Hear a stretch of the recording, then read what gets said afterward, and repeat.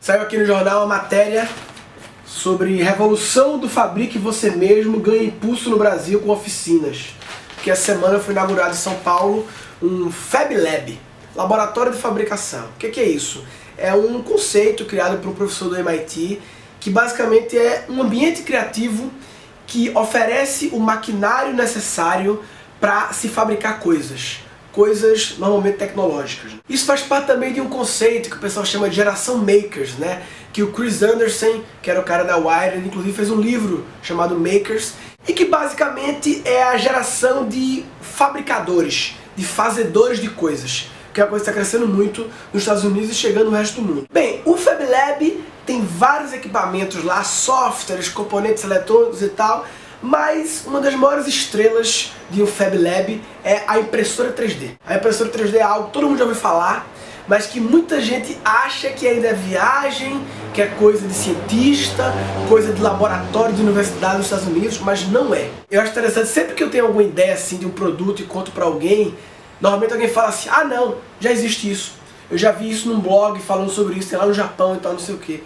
E eu sempre falo que assim, não adianta existir no Japão, no laboratório. Realmente, para existir, tem que existir no mercado, tem que estar disponível para a gente comprar aqui agora. E impressora 3D vende na Saraiva. Isso é quase o atestado que o negócio virou realidade. Porque o atestado real é quando chega na 25 de março. Aí o negócio é realidade, pode confiar. É claro, é óbvio, é obóvio, é ololóvio que a impressora 3D da Saraiva ainda é cara e muito limitada. Mas aí é uma questão de tempo. É uma questão de tempo para que as impressoras fodonas, que usam matérias-primas muito loucas, cheguem na Saraiva e depois na 25 de março. Quanto tempo você acha que vai demorar para a gente ter impressoras 3D acessíveis e com a capacidade bastante complexa? Quanto tempo? Fala o tempo. Não pode falar o tempo. Pois faz o seguinte. Pega esse tempo e divida por 3. É o que vai acontecer. Sabe por quê? Porque as tecnologias crescem exponencialmente. A gente tende a prever as coisas linearmente. Usa informações históricas para criar um crescimento linear. Enquanto que a tecnologia é exponencial. Ela vai se duplicando. Então sempre ela chega antes do que a gente imagina. Você lembra que há uns 20 anos atrás, a produção de um conteúdo, ela era exclusiva de quem? De escritores, de jornalistas, e era restrita a quê? A editoras e veículos de comunicação. Com a internet, o que aconteceu? Democratizou, descentralizou a produção de conteúdo.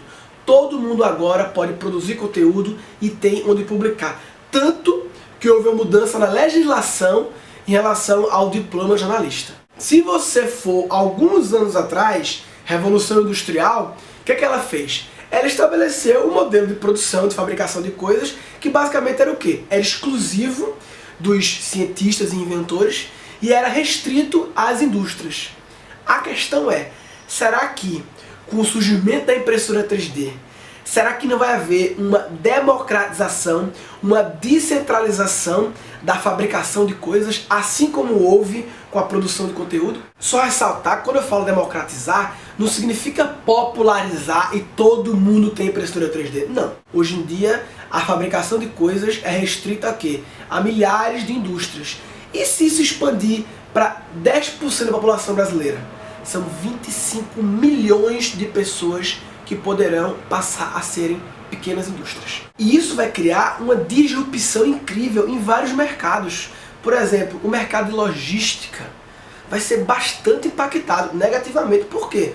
Porque se eu posso imprimir em casa, para que a logística entrega? A impressora 3D ela é quase que um teletransporte, porque as coisas se materializam na sua frente. Isso acaba com a necessidade logística. Minto, não acaba, reduz, por favor. Porque quando a gente fala de coisas para o futuro, há uma tendência maniqueísta de achar que tal coisa elimina a outra. E na verdade as coisas elas vão sempre viver paralelas. Exemplo prático. Brinquedo. Você quer comprar um brinquedo para o seu filho, você vai na loja de brinquedo. E se em vez de ir na loja de brinquedo, seu filho vai no site de brinquedo, escolhe o brinquedo, paga para fazer download do brinquedo e imprimir na impressora 3D em casa. Claro, se o brinquedo tiver chip, for eletrônico, é mais difícil da impressora 3D poder imprimir. Mas aí quem sabe, seu filho compra por fora a parte eletrônica, a inteligência do brinquedo, imprime a estrutura, conecta e aí tem o brinquedo. Ou então, ele pode até comprar esse brinquedo eletrônico complexo na loja e a logística vir entregar na sua casa. Mas e se um dia esse brinquedo quebrar? Sabe aquela pecinha do brinquedo que quebra e é uma besteirinha, mas fode tudo? Aí você vai nessa técnica? Não. Você vai no site do fabricante do brinquedo e faz download pago ou gratuito daquela peça, imprime e conserta. O que eu estou falando é o seguinte: a gente teve a primeira revolução industrial, que foi das máquinas, teve a segunda revolução industrial, que foi a digital, da tecnologia, da informática, da computação, e quem sabe agora as máquinas e o digital estão se juntando para criar uma terceira revolução industrial. A revolução industrial da democratização e descentralização da fabricação das coisas. Quem sabe?